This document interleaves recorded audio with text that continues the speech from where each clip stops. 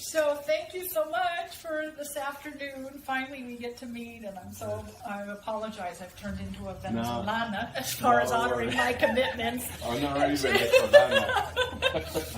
I'm very proud to say that. That's true. So finally, after the third time of canceling and rescheduling, here we are. So I'll tell you a little bit about myself because I failed to send you my bio prior to talking to David. When I was in the 6th grade, which was in the early 70s in the San Francisco Bay Area, I had a teacher who had just graduated from San Jose State that May, and she got our class September that fall. So we were her very first class. And she had an undergraduate degree in Mesoamerican archaeology and anthropology. We were in an advanced studies class, so we did the San Jose Unified School District curriculum in like 2/3 of the semester time, and then we had the remaining 1/3 for free study, independent study. I think it was fall semester where she introduced us to the Aztec, Inca, and Maya. And I just Got in. totally. What I realized, what I learned, first of all, was that I didn't have to go to Egypt to see pyramids and temples. They were like, growing up in San Francisco Bay Area, I could like go down to Mexico in a day's drive and see these things. So that was fantastic. Also, I was being raised in the Catholic Church. Of course, in that particular time frame, it was the liberation theology, and I kind of clicked with that, but not particularly the church's dogma, but the activist church I really was responding to. At the same time, I was learning about Mesoamerica.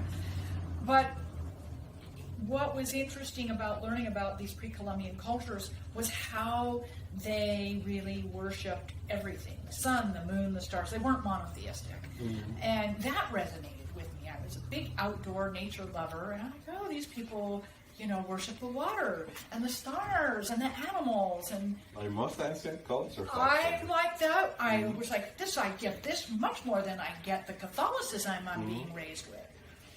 Then the other thing that happened, she had us read the front page of the paper every morning before coming to school. Yes, there were print newspapers in those days, and the paper landed on the front porch of your house before your dad went to work in the morning. So we read the front page of the paper every morning, and then Friday morning, she gave us a current events pop quiz with 5 questions, one from each day of the news. That was 6th grade? 6th grade. Wow, that was cool. She clearly understood, particularly because, her generation, what was happening historically in the U.S. and the world in those days. And she was not trying to influence us politically, but really understood these young people need to be engaged and aware of what's happening in the world today, their own country and the world. It was a profound time through the 60s and 70s. And so we had to read the paper. We had a current events pop quiz. So while I'm learning about these pre-Columbian cultures, while I'm being raised in the activist church, I'm also reading about all the U.S. military incursions in the newspaper, more specifically in South America than Central, but throughout Latin America and the Caribbean.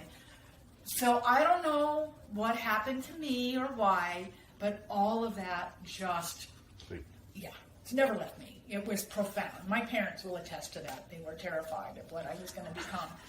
But then here I have become everything they were so... Are they conservatives? Not at all. Yes and no. I would, regular American, not they were definitely, when I was growing up, I would say they've evolved now. Specifically my dad. My dad has Norwegian heritage, and so very social democratic oriented, and an oil producing country that invests in its own people and healthcare and infrastructure and education. So my dad is, I would say, really is, I'm on the verge of calling him a progressive in his 80s. That's fine. But in those days, I would say I grew up in what was then, what President Nixon called, the silent majority in the United States. I was in a family that my dad didn't serve in Korea, and he was too old to serve in Vietnam. So that was my parents' demographic, kind of right in the middle there. And it was, the neighborhood I grew up in was white suburbia, everything. Parents, in those days, if you had a decent blue-collar job, you could still live in an upper middle class community. So it was mixed with working people and higher educated professionals. So my friends were mixed, but predominantly white.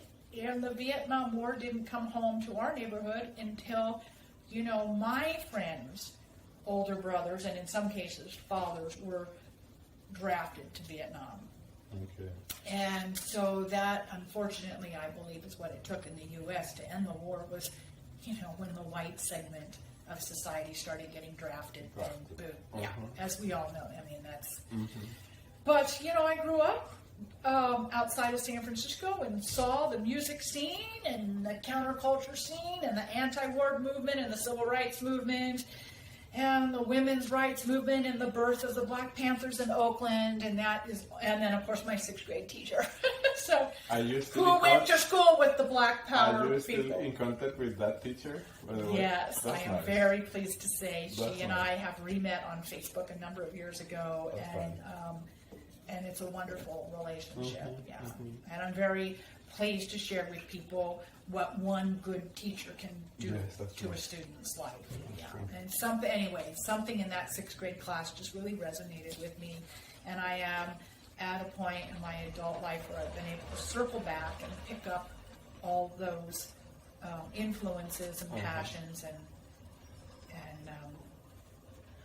follow that childhood. And now coming to the more recent times, what brought you to Venezuela?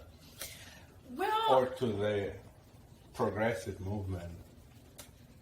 I think really a couple things happened for me in my adult life.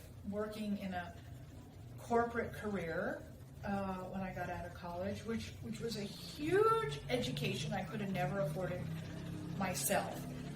But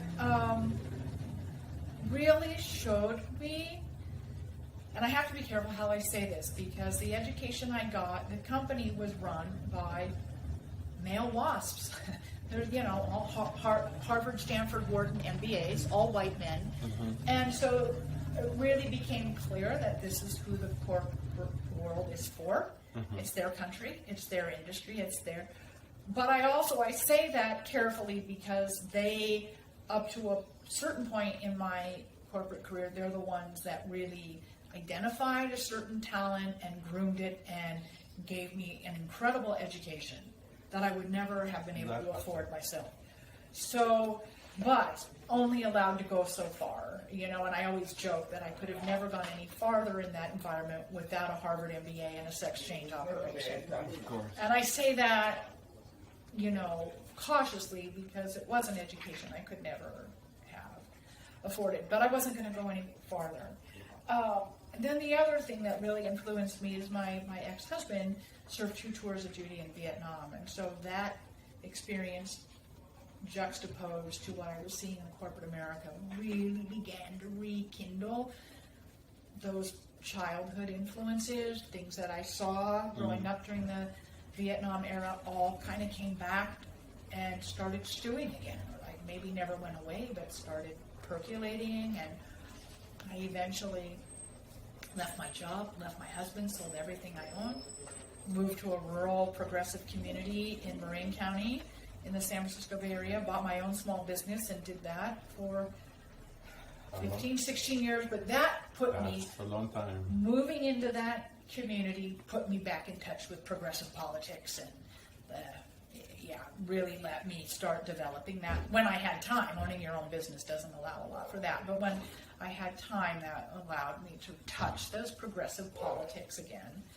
So that was really great. And So we're talking in terms of timing that you leave that community around like close to the 90s. May of 2014. I left my corporate job December of 1997. Okay. Bought my small business January of 98 and then sold that May of 14.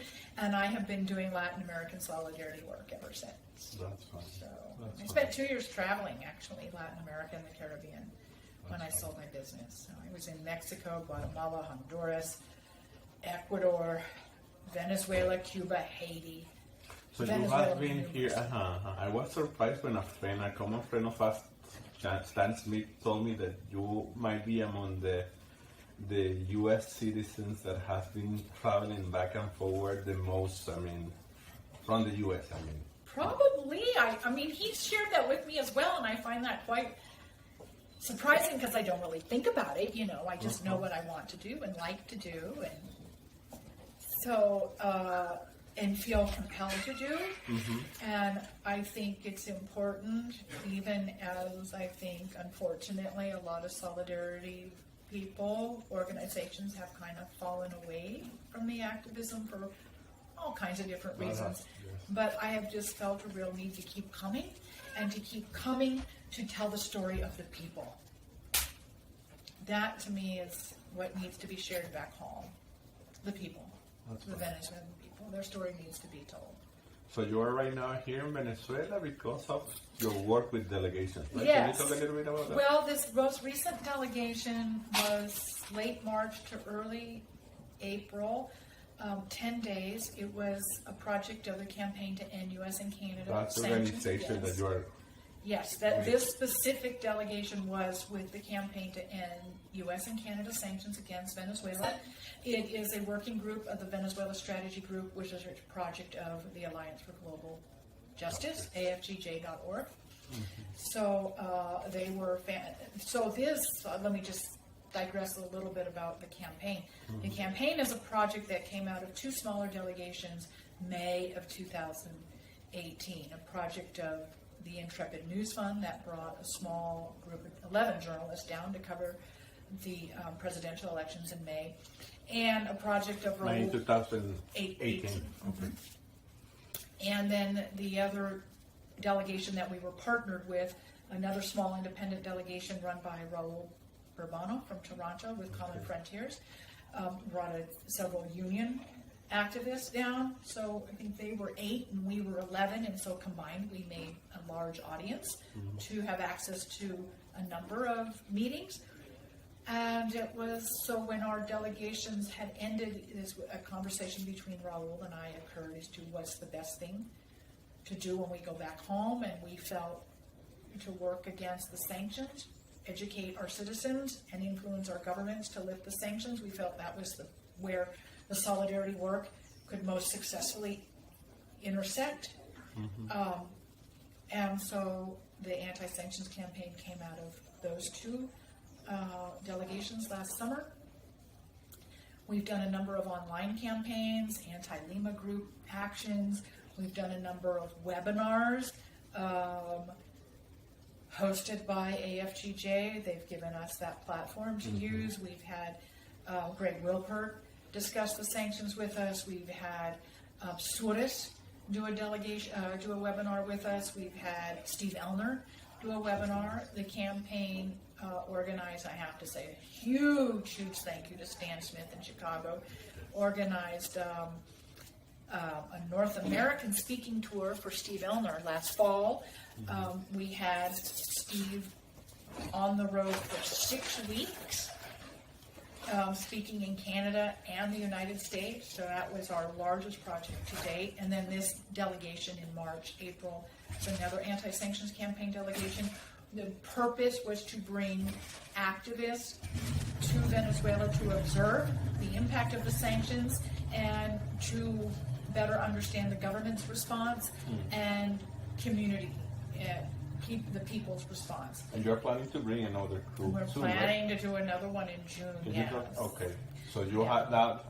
I mean, is that already set up? We or have you not set the already dates yet open? because we're waiting to confirm exactly the process for visas for U.S. passport holders. And then once we know, can confirm that process, we did experiment with a good process for this last delegation that worked well. So we're hoping to use the same. We just need a timeline. Are we going to need 2 weeks for that, 30 days for that? And then once we know that timeline, we'll be able to set the dates for So the you're saying that it's going to be in June? June. We're hoping Okay. June, That's fine. mid-June. Yeah, maybe That's sooner. good. Yeah, so we're looking for activists who can come and produce work while here and while they're back home.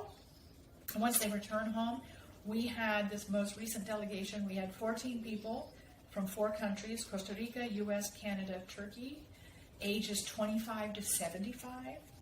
Everyone produced work here and continues to produce work back home. I don't think I've ever traveled with such true activists. They're so focused on telling the story back home. That's right. That was just fabulous. In fact, we've produced so much work that one of the men on our delegation is building a website just to house and organize everybody's work from this delegation. That's fine. That's So, talking about the visas that you mentioned, I know that you don't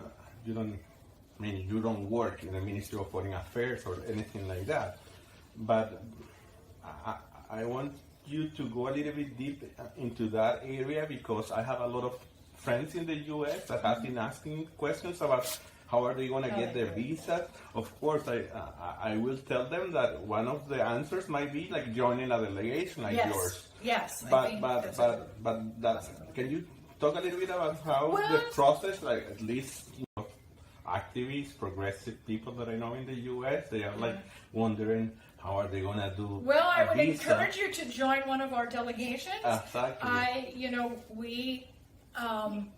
We have a track record of being able to secure visas now, probably. So if they want to reach 8 or you, 9 times. they just have to Google. If they want, you can write us, the anti-sanctions campaign, you can write us at endvenezuelasanctions@gmail.com. Okay, that's important. And let us know. We're hoping to come again in June, and so we highly encourage you to contact us, help us create a really diverse, hardcore group of activists to come and share the experience back home, particularly what's happening with the people on the ground here. It's impressive. That's fine. It's impressive and inspiring how people are responding to the sanctions. It's something that I don't think the U.S. State Department understands.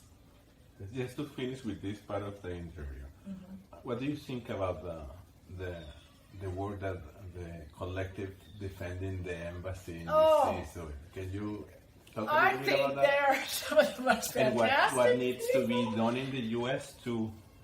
Well, here's the thing that all of us are really clear and have been talking about since April 30th, since the failure of the coup, or I don't even know if it could even be considered a publicity stunt what happened the morning of Tuesday, April 30th. But what's very clear to a lot of us here is that the coup is not going to happen here in Venezuela. The coup is going to happen in Washington, D.C., because the Venezuelan embassy is sovereign Venezuelan territory. And if that embassy is taken by the opposition and the U.S. government, that will be the coup. The coup will be considered successful because they will have taken sovereign Venezuelan And do you territory. think that will create a public opinion tsunami in the U.S., or how do you see it? I don't think people really understand what is at stake if the embassy is taken by the opposition and the U.S. government. I don't think people really understand. That will be considered, it will be a coup. It would be no different than taking La Carlota Air Base here on April 30th. It's the same. It will be the taking of sovereign Venezuelan territory. It will be a coup. And so these 3 principal groups, Popular Resistance, Code Pink, and Answer Coalition, I think you cannot give those people enough credit and activist support for what they are doing. And this is beyond politics. This is about international law and and diplomacy. What is going to happen to other U.S. embassies in D.C.? Other governments that have embassies that the U.S. does not deem favorable. What's the threat to U.S. embassies overseas? This is an extraordinarily a potential precedent that could be the unraveling of international law and diplomatic respect across the globe. It's, the ramifications are quite horrifying, actually. What is the potential outcome? It's quite What do horrifying. you think, like progressive movements, solidarity movements, need to do in order to strengthen the position of the work that is being currently done? Education. I think people need to be blogging. I think people need to be doing videos like this.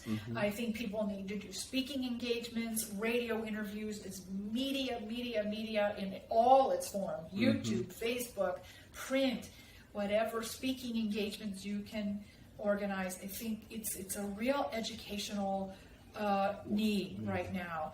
And it's beyond politics, because this is even a threat to, potentially a threat to U.S. embassies overseas. Correct? It's I think as Indigenous people would say, this is a teaching moment. And we cannot do enough of all forms of communication to let citizens, particularly U.S. citizens, but even, those citizens that support, whose government support the U.S. foreign policy, really need people to understand what's at stake here. It's beyond politics. It's beyond politics. This is something that it's a teaching moment in all of its communication forms, and really, really imperative. Thank you, Teri. So we're going to wrap up this